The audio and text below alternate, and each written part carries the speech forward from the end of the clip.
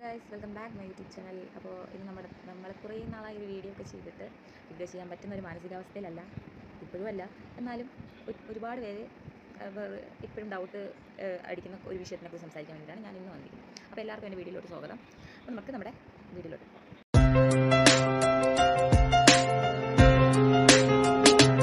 അല്ല, ഈ കഴിഞ്ഞ ഒരു 2-3 ദിവസമായിട്ട് എൻ്റെ ലൈഫിൽ നടക്കുന്നത്, എനിക്കൊരു ബേബി ഉണ്ട്, 2.5 വയസ്സായ എൻ്റെ ബേബിക്ക്. അപ്പോൾ അവന് ആദ്യമായിട്ട് എങ്ങനെ ഈ ഒരു അസുഖം വന്നു എന്നുള്ളതിൻ്റെ ഒരു കാര്യമൊക്കെയാണ് ഞാൻ ഇതിലോട്ട് എനിക്ക് ഉൾക്കൊള്ളിക്കുന്നത്. നിങ്ങൾക്ക് ഡൗട്ടും കാര്യങ്ങളൊക്കെ ഉണ്ടെങ്കിൽ നിങ്ങൾ എന്തായാലും കമൻറ്റ് ചോദിക്കുക കേട്ടോ. ഇതിൽ ഒരുപാട് പേര് ഇപ്പോഴും വിഷമിക്കുന്ന കുറേ പേരൻസ് ഉണ്ട്. അപ്പോൾ എനിക്കറിയാമെന്നുള്ള കാര്യങ്ങൾ ഞാൻ അതിൽ ഷെയർ ചെയ്യണം. മസ്റ്റായിട്ട് നിങ്ങൾ വാച്ച് ചെയ്യുക. കുട്ടികളൊക്കെ ഉള്ള അമ്മമാരാണെങ്കിൽ മസ്റ്റായിട്ട് വാച്ച് ചെയ്യുക. അപ്പോൾ വേറൊന്നുമല്ല, എൻ്റെ കൊച്ചിന് 2.5 വയസ്സായി. അപ്പോൾ അവന് ഈ 2-3 ദിവസത്തിന് മുന്നായിട്ട് ഞാൻ ഒരു 17-ാം തീയതിയാണെന്ന് തോന്നുന്നു, 17-ാം തീയതി ഞാനവന് ഫുഡ് കൊടുത്ത സമയത്ത് ഇനി വെണ്ടയ്ക്ക ചെറിയ ചെറിയ ഫുഡുകൾ അവന് പറ്റത്തില്ല. ഞാനവന് വെണ്ടയ്ക്കയാണ് അന്ന് കൊടുത്തിട്ടുണ്ടായിരുന്നത്. അപ്പോൾ അവന് അത് കഴിച്ചപ്പോഴത്തേക്ക് അവനത് പറ്റാതെ കഴിക്കുകയും പിന്നെ അവന് ലൂസ് മോഷൻ ആവുകയും പിന്നെ അത് വയറുവേദന നന്നായിട്ടൊക്കെ വന്നപ്പോഴത്തേക്കും ഞങ്ങളെന്താക്കി, 18-ാം തീയതി നൈറ്റ് ഞങ്ങൾ ഒരു 9:30 ഒക്കെ ആയ സമയത്ത് ഞങ്ങളിതിനെ കൊണ്ടുപോയി ഹോസ്പിറ്റലിൽ കൊണ്ടുപോയി. ഒരു 17-ാം തീയതി കൊടുക്കുന്നെങ്കിലും അന്ന് ഫുള്ളും ഇവന് വയറ്റിൽ നിന്ന് പോക്കുണ്ടായിരുന്നു. അതിനുശേഷം തന്നെ ഇവന് കുറച്ച് ചെറിയ പനി ഉണ്ടായിരുന്നു. ഞാൻ പനിയുടെ മരുന്ന് സ്റ്റാർട്ട് ചെയ്ത് അതിൻ്റെ അടുത്ത ദിവസമാണ് വൈകിട്ട് ഞങ്ങൾ ഹോസ്പിറ്റലിൽ കൊണ്ടുപോകുന്നു 9:30-ക്ക്. അപ്പോൾ 9:30-ക്ക് അന്ന് 6 മണിക്കൂർ ഇടവിട്ട് കൊടുത്ത പാരസെറ്റമോളിൽ ഞാൻ 2 പ്രാവശ്യമൊക്കെ ഞാൻ മിസ്സാക്കിയിട്ടുണ്ടായിരുന്നു. കാരണം പനി ആ സമയത്ത് ഇല്ലായിരുന്നു.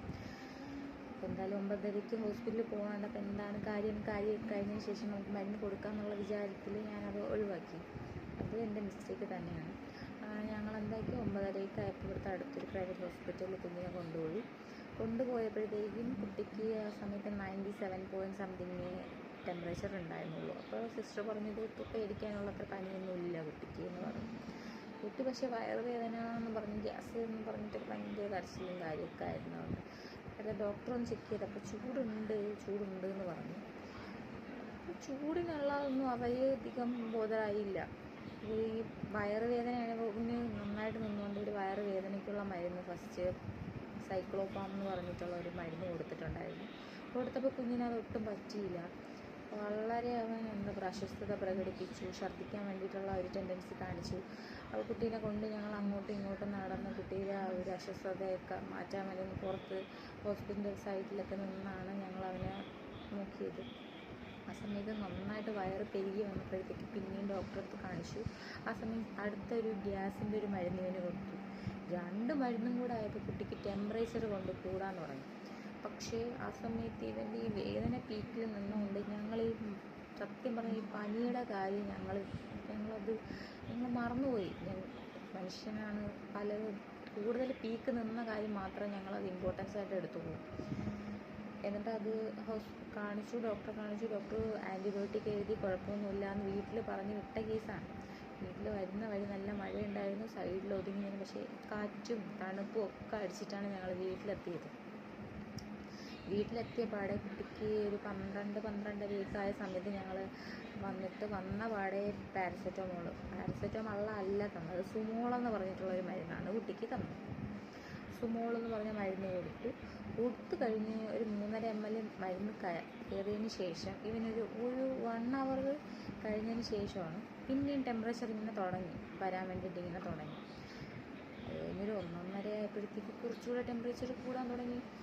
അപ്പോൾ ആകെ കൂടി ഒരു വറീഡും കാര്യങ്ങളൊക്കെ ആയി.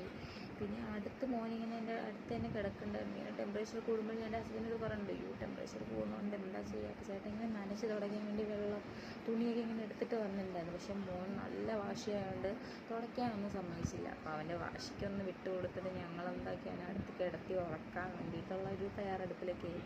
പക്ഷെ ഇനി 6 മണിക്കൂർ കഴിഞ്ഞാലേ അടുത്ത മരുന്ന് കൊടുക്കാൻ പറ്റുള്ളൂ. അപ്പം ഇങ്ങനെയെങ്കിലും പനി കളയാൻ വേണ്ടി ദൈവത്തിൻ്റെ അടുത്ത് ഇങ്ങനെ പ്രാർത്ഥിച്ച് കുട്ടീനെ തടവി എടുത്ത് അങ്ങനെ ഉറക്കുകയായിരുന്നു. ഇങ്ങനെ കുട്ടി എന്നെ സൈഡ് തിരിഞ്ഞ് ഇങ്ങനെ ഒരു നോട്ടം നോക്കിയ പാടെ ഞാൻ യേശു കൊച്ചിന് ഗ്യാസിൻ്റെ പ്രശ്നമാണെന്ന് പറഞ്ഞ് ഞാൻ ചേട്ടൻ്റെ അടുത്ത് പറഞ്ഞു, ചേട്ടാ ഗ്യാസിൻ്റെ പ്രശ്നം ഒന്നെടുത്ത് തട്ടാവോ എന്ന് പറഞ്ഞു. ചേട്ടൻ എടുത്ത് ഇങ്ങനെ തട്ടാൻ വേണ്ടി, ഇത് മാത്രമേ ഞാൻ കണ്ടുള്ളൂ കേട്ടോ, തട്ടാൻ വേണ്ടി കുട്ടീനെ എടുത്ത് ഇങ്ങനെ മുകളിലിങ്ങനെ തോളിലിങ്ങനെ കിടത്തിയിട്ട് കുട്ടി മുകളിലോട്ട് തിരിഞ്ഞിട്ട് രണ്ട് കൈ ഇങ്ങനെ പിടിച്ച് ബെൻഡായി, കണ്ണെല്ലാം കൂടി മുകളിലോട്ട് പോയിട്ട് ഇങ്ങനെ ഒരു സൗണ്ട് വന്നു, വിക്സോന്ന്. എനിക്ക് പിന്നെ എനിക്ക് എൻ്റെ കണ്ണിലൊന്ന് കണ്ട സീന് കണ്ടപ്പോൾ ഞാൻ തന്നെ ഒന്ന് മരവിച്ച് പോയി. പിന്നെ ഞാൻ വിളിച്ച് ബഹളം കൂട്ടി ഞാൻ എന്ത് ചെയ്യണം എനിക്ക്, അങ്ങോട്ടും ഇങ്ങോട്ടും ഓട്ടവും പരവേശവും ഒക്കെ ആയിരുന്നു. ഞാൻ അവിടെ നിന്ന് ഡോർ തുറങ്ങി വെളിയിൽ ഓടുന്നു. അപ്പം അച്ഛനെ അവിടെ ഉള്ളത് ചോടി വന്ന് കൊച്ചിനെ അച്ഛൻ്റെ കൊടുത്ത് ഞങ്ങൾ പെട്ടെന്ന് എങ്ങനെയും ഹോസ്പിറ്റലിൽ എത്തിയാൽ മതി എന്നുള്ള ഒരിതിൽ. എനിക്കറിഞ്ഞൂടെ ഞാൻ എന്തൊക്കെയാണ് ചെയ്ത് കുട്ടിയെന്ന്. എനിക്ക് എൻ്റെ കൊച്ചിനെ ഞാൻ ഇതുവരെ അങ്ങനെ കണ്ടിട്ടില്ല. അങ്ങനെ ഒരു ഇതിൽ നമ്മൾ വിചാരിക്കുന്നില്ലല്ലോ കുട്ടിക്കിത് വരുമെന്ന്. അങ്ങനെ ഇവിടെ പ്രായമായ ആരുമില്ല, അച്ഛൻ ഇങ്ങനത്തെ കാര്യങ്ങളൊന്നും വലിയ കാര്യങ്ങൾ അറിയത്തുമില്ല. അപ്പോൾ ഞങ്ങൾ ഇവിടുന്ന് എടുത്തിട്ട് ഓടി ഞാൻ ആ റോഡിലൊക്കെ എനിക്ക് കുട്ടീനെ കാണാൻ വയ്യ, എനിക്ക് പറ്റുന്നില്ല, എനിക്ക് അവനെ അങ്ങോട്ട് നോക്കാം.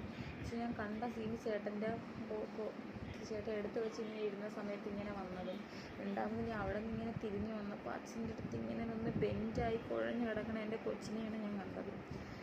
അത് ഞാൻ അടുത്തായിട്ട് ചേട്ടൻ്റെ കൂട്ടുകാരൻ്റെ ഉമ്മ ഉണ്ട്. ഉമ്മ ഓടി വന്ന് എന്നെ സമാധാനിപ്പിച്ച്. പക്ഷേ അതിന് മുന്നേ നമ്മൾ ആംബുലൻസ് വിളിച്ച് അകത്ത് കയറി. കുട്ടി അകത്ത് കയറി അകത്തിരിക്കുന്ന സമയം തോറും കുട്ടിയുടെ കണ്ണ് മുകളിലോട്ട് പൊയ്ക്കൊണ്ടിരിക്കുകയാണ്. പെട്ടെന്ന് തന്നെ ഹോസ്പിറ്റലിലെത്തി. അവിടെ എത്തിയ പാടെ തന്നെ കുട്ടിക്ക് ഈ ടെമ്പറേച്ചർ നോക്കിയപ്പോഴത്തേക്ക് 110 ടെമ്പറേച്ചർ ഉണ്ടായിരുന്നു. അപ്പോൾ തന്നെ അവർ കുട്ടിയുടെ ഉള്ളിൽ വയ്ക്കാൻ വേണ്ടിയിട്ട് മരുന്ന് കൊടുത്തപ്പോൾ ടെമ്പറേച്ചർ ഒന്ന് ജസ്റ്റ് ഇങ്ങനെ ഒന്ന് ഇതായി വന്നതിന് ശേഷം കുട്ടീനെ എന്നെക്കൊണ്ട് തന്നെയാണ് കേട്ടോ ഈ ചെറുചൂട് വെള്ളത്തിൽ കോട്ടൺ വെച്ച് നന്നായിട്ട് തുടച്ച് കൊടുക്കാൻ പറഞ്ഞു. ശരീരം ഫുള്ളായിട്ട് തുടച്ച് കൊടുക്കാൻ പറഞ്ഞു. തുടച്ചെടുക്കും തോറും ഇതിൻ്റെ പനി ഇങ്ങനെ കുറഞ്ഞു വന്നു. അതിനുശേഷം ഡോക്ടർ ക്ലിയറായിട്ട് എൻ്റെ അടുത്ത് ചോദിച്ചു, എത്ര സെക്കൻഡ് ഉണ്ടായിരുന്നു, എത്ര മിനിറ്റ് ഉണ്ടായിരുന്നു, എങ്ങനെയാണ് വന്നത്, എന്ത് രീതിയാണ്. അപ്പോൾ എന്താണെന്ന് പറഞ്ഞു കഴിഞ്ഞാൽ ടെമ്പറേച്ചർ ഹൈ ആയിട്ട് വരുന്ന പനി അല്ല അപസ്മാരം അല്ലെങ്കിൽ ഫിക്സ് നിങ്ങൾ പേടിക്കേണ്ട, ഇല്ലെങ്കിൽ കൂടി നിങ്ങൾ നന്നായിട്ട് പേടിക്കേണ്ട കാര്യമുണ്ട്. കാരണം ഇത് ഒരു പ്രാവശ്യം വന്നു പോയി രണ്ടാമത് വന്ന് പോകാണ്ട് വരാണ്ടിരിക്കാൻ നമ്മൾ നന്നായിട്ട് നോക്കുക. അടുത്ത രണ്ടാമതും വന്ന കുട്ടികളാണെങ്കിൽ പിന്നെ ഡോക്ടർ നിങ്ങൾക്ക് ഇതിൻ്റെ കൂടെ തന്നെ പാരസെറ്റമോൾ അല്ലെങ്കിൽ പനി വരുമ്പോൾ കൊടുക്കാനുള്ള മരുന്നിൻ്റെ കൂടെ തന്നെ നിങ്ങൾക്ക് ഫിക്സിൻ്റെ മരുന്നും തരും. അത് രണ്ടും എടുത്താൽ മാത്രമേ കുട്ടി ക്യൂർ ആവുള്ളൂ. അങ്ങനെ എടുക്കാനൊക്കെ നമുക്ക് ആദ്യം തന്നെ ഒരു ഡീറ്റെയിൽ ആയിട്ട് ഒരു ഫോം അത് പേപ്പറിൽ അവർ ഇത് വന്നു കഴിഞ്ഞാൽ എന്തൊക്കെ ചെയ്യണം കാര്യങ്ങളൊക്കെ പറഞ്ഞു. അപ്പോൾ ഇത് സത്യം പറഞ്ഞു കഴിഞ്ഞാൽ പാരൻസ് സത്യം പറഞ്ഞു കഴിഞ്ഞാൽ ഓടി പിടച്ച് ചാടി വിളിച്ചിട്ടൊന്നും കാര്യമില്ല. കാരണം ഞങ്ങൾക്ക് പറഞ്ഞ കാര്യമില്ല, ഞങ്ങൾ ആദ്യമായിട്ട് ഇങ്ങനെ ഫേസ് ചെയ്യണമെന്നുള്ള പല പ്രശ്നങ്ങൾ ഞങ്ങൾക്ക് ഉണ്ടായിരുന്നു. പക്ഷേ നിങ്ങളിത് മനസ്സിലാക്കുക, ഇത് വന്നു കഴിഞ്ഞാൽ ഉടനെ നിങ്ങൾ സാധാരണ കുട്ടീനെ ഒന്ന് കിടത്തുക, കമഴ്ത്തി കിടത്തിയതിന് ശേഷം നമ്മുടെ നെഞ്ചിനടിയിലായിട്ട് ഒരു പില്ലോ വെക്കുക. പില്ലോ വെച്ചിട്ട് കുട്ടിക്ക് ഒരേ പദം അങ്ങനത്തെ സംഭവം വായിലേക്ക് നിറഞ്ഞ് നിൽക്കുകയാണെങ്കിൽ അത് പോകാനുള്ള വേ നമ്മൾ തന്നെ കൊടുക്കുക. സൈഡിൽ നിന്ന് ചരിച്ച് കിടത്തി അത് പോവുക അങ്ങനെ എന്തെങ്കിലും ചെയ്യുക. ഒരു കാരണം വെച്ചാലും ഇത് മയങ്ങി പോകുമ്പോൾ മുഖത്തടിക്കാനോ എന്താ പറയുക എടുത്ത് തോളിലിടാനോ ഒന്നും പാടില്ല ഈ അസുഖം. അത് കഴിഞ്ഞിട്ട് ഇത് 5 മിനിറ്റിൽ കൂടുതൽ നിൽക്കുന്ന അപസ്മാരമാണെങ്കിൽ നിങ്ങൾ എത്രയും പെട്ടെന്ന് നിങ്ങൾ ഹോസ്പിറ്റലിൽ പോകും. അതിലും താഴെ നിൽക്കുന്നതാണെങ്കിൽ ഇതുപോലെ പയ്യെ ഇതൊക്കെ ചെയ്തിട്ട് നിങ്ങൾ ഹോസ്പിറ്റലിൽ എത്തിച്ചാൽ മതി. ഇതാണ് ഡോക്ടർ ഞങ്ങൾക്ക് പറഞ്ഞത്. വലിയ ഇമ്പോർട്ടൻ്റ് ആയിട്ടുള്ള ഒരു കാര്യമാണ് നിങ്ങൾക്ക് ഫസ്റ്റ് ഞാൻ ഷെയർ ചെയ്യും. കാരണം എനിക്ക് പറ്റിയ അബദ്ധം നിങ്ങൾക്കും പറ്റാൻ പറ്റില്ല. ആ സമയത്ത് ഞങ്ങൾ കുട്ടീനെ ഒരു തോളിലിടയും അങ്ങോട്ടും ഇങ്ങോട്ടൊക്കെ ഓടിയ സമയം അപ്പം ഇതിനെ വെച്ചാൽ വായിന്ന അത്രയ്ക്ക് ഇല്ല എന്ന് പറയുമ്പോൾ അത് അങ്ങനത്തെ സംഭവമൊന്നും വന്നിട്ടില്ല. അപ്പോൾ അത് വന്നിരുന്നെങ്കിൽ നമ്മളിങ്ങനെ കാണിക്കുമ്പോൾ വലിയൊരു ബിഗ് മിസ്റ്റേക്ക് തന്നെയാണ് നമ്മളത് കാണിക്കുന്നത്. അപ്പോൾ അത് ചെയ്യാണ്ടിരിക്കാൻ വേണ്ടിയാണ് നിങ്ങൾക്ക് ഇങ്ങനെ ഒരു വീഡിയോ ഞാൻ പറഞ്ഞു തരുന്നത്. എൻ്റെ വീഡിയോയിൽ ഈ കാര്യങ്ങളെല്ലാം ഞാൻ ഉൾപ്പെടുത്തിയത്. നിങ്ങൾ മസ്റ്റായിട്ട് നിങ്ങൾ ഇത് കാണുന്നുള്ളവരാണെങ്കിൽ നിങ്ങൾ ഞാൻ ഈ പറഞ്ഞ കാര്യങ്ങളൊക്കെ ഒന്ന് മനസ്സിലാക്കി വയ്ക്കുക. 5 മിനിറ്റ് കൂടുതലാണെങ്കിൽ എത്രയും പെട്ടെന്ന് നിങ്ങൾ ഹോസ്പിറ്റലിൽ എത്തിക്കുക തന്നെ ചെയ്യും. പിന്നെ ഡോക്ടർ പറയുന്നത് 2-3 പ്രാവശ്യം വന്നിട്ട് പോയ കുട്ടികളാണെങ്കിൽ ഈ മരുന്ന് എടുക്കാൻ പറഞ്ഞിട്ടുണ്ടെങ്കിൽ നിങ്ങൾ മരുന്നിൻ്റെ കൂടെ എടുക്കുക തന്നെ ചെയ്യണം. ഓക്കെ, അങ്ങനെയൊക്കെയാണ് ഇതിൻ്റെ പ്രശ്നം. പേടിക്കാന്ന് വെച്ച് കഴിഞ്ഞാൽ ആദ്യം കാണുമ്പോൾ എല്ലാ മാതാപിതാക്കൾക്കും പേടി തന്നെ ഉണ്ടാവും. അങ്ങനെയൊക്കെ എക്സ്പെക്ട് ചെയ്യണമല്ലോ. അതൊക്കെയാണ് വേറൊരു കാര്യമാണ് പറഞ്ഞത്. അപ്പോൾ എന്തായാലും വന്നു. ഇനി എന്തായാലും പനി ഇങ്ങനെ നന്നായി വരുന്ന സമയത്ത് നിങ്ങൾ ഇളം ചൂടുവെള്ളം, നല്ല തണുത്ത വെള്ളത്തിലുമല്ല എങ്കിലും അങ്ങനെ ഹൈ ചൂടുവെള്ളത്തിലല്ല, ഇളം ചൂടുവെള്ളത്തിൽ പനിയുണ്ടോ അങ്ങനെ നിങ്ങളുടെ കയ്യിലുള്ള തോട്ടോ കാര്യങ്ങളൊന്നും കൊണ്ടിട്ട് കുട്ടീനെ നന്നായി തുടച്ചെടുക്കുക. കുട്ടിയുടെ കഷം പിന്നെ അതുപോലെ തന്നെ കാലിൻ്റെ ഇടുക്കുകൾ, നെറ്റി, ഇവയൊക്കെ ടെമ്പറേച്ചർ കയറുന്ന ഏരിയയൊക്കെ നിങ്ങൾ നന്നായിട്ട് ചൂടും. ഈ വെള്ളം കൊണ്ട് വൈകിട്ട് ടെമ്പറേച്ചർ ഹൈ ആവാതിരിക്കാൻ വേണ്ടി നിങ്ങൾ ശ്രമിക്കുക. മരുന്ന് നിങ്ങൾ കൊടുക്കുക. കൂടുതൽ ടെമ്പറേച്ചർ ഉണ്ടെങ്കിൽ നിങ്ങൾ മസ്റ്റായിട്ട് കുട്ടിക്ക് മരുന്ന് പാരസെറ്റമോൾ കൊടുക്കുക. ടെമ്പറേച്ചർ ചെക്ക് ചെയ്യാൻ വേണ്ടിയിട്ട് നിങ്ങൾ അത് വാങ്ങിച്ച് ചെയ്യുന്നത് നന്നായിരിക്കും. ഞങ്ങളുടെ വീട്ടിലെ സംഭവം ഉള്ളതുകൊണ്ട് തന്നെ ഞങ്ങൾ ഇടയ്ക്കിടയ്ക്ക് കുറച്ചുകൂടെ നന്നായിട്ട് പിള്ളേരെ ശ്രദ്ധിക്കുക. ഇത് വരുമ്പോൾ കുട്ടികൾ കാണിക്കുന്ന കാര്യങ്ങളൊക്കെ നിങ്ങൾ എത്ര മിനിറ്റ് എത്ര സെക്കൻഡ് ഒക്കെ നിൽക്കുന്ന ഒരു കാര്യങ്ങളൊക്കെ നിങ്ങൾ നോട്ട് ചെയ്യുക. ആ സമയത്ത് ഓടി പിടിച്ച് ബഹളം വെച്ച് നിൽക്കുന്ന ഒരു കാര്യമില്ല. മനസ്സിലാക്കിയതുകൊണ്ടാണ് ഞാൻ നിങ്ങളായിട്ട് ഷെയർ ചെയ്യുന്നത്. ഇപ്പം എന്ന് വെച്ച് കഴിഞ്ഞാൽ ഇപ്പം നിലയിൽ ചൂട് 2 ദിവസം ഞങ്ങൾ അവിടെ ഉണ്ടായിരുന്നു.